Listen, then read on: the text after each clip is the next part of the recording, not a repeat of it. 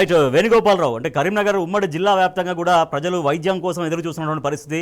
నాణ్యమైన వైద్యం ప్రభుత్వ ఆసుపత్రులు అందకపోవడంతో వాళ్ళు ప్రైవేటు బాట పట్టాల్సినటువంటి పరిస్థితి. సో ప్రజలు ఏం కోరుకుంటున్నారు? ప్రజల కోరికకు అనుగుణంగా, ప్రజల డిమాండ్కు అనుగుణంగా ప్రభుత్వం ఇప్పటికైనా లేదంటే అధికార జిల్లా యంత్రాంగం అయినా కూడా దీనిపైన ఏమైనా దృష్టి సారించే అవకాశాలు ఉన్నాయా? ప్రజలు ఎప్పుడు కూడా ఏదో కావాలని కోరుకోరు రాజేష్. వాళ్ళకి కావాల్సింది ఏంటంటే ముఖ్యంగా విద్య, వైద్యం. అంటే ప్రభుత్వం కూడా వైద్యపరంగా వాళ్ళని ఆదుకోవాల్సిన అవసరం ఉంది. ఇప్పటికైనా కూడా రాష్ట్ర ప్రభుత్వం దీనిపై ప్రత్యేక శ్రద్ధ సారించాల్సిన అవసరం ఎంతైనా ఉంది. డాక్టర్ల కొరతతో పాటు మందుల కొరత కూడా తీర్చాల్సిన అవసరం ఉంటుంది.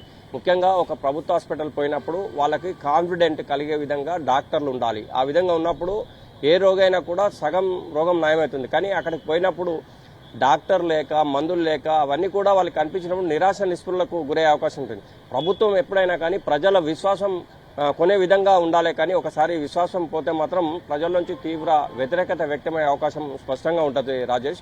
ఎందుకంటే వైద్యం అనేది చాలా ఖర్చుతో కూడుకున్నటువంటి పరిస్థితి బయట పోతే.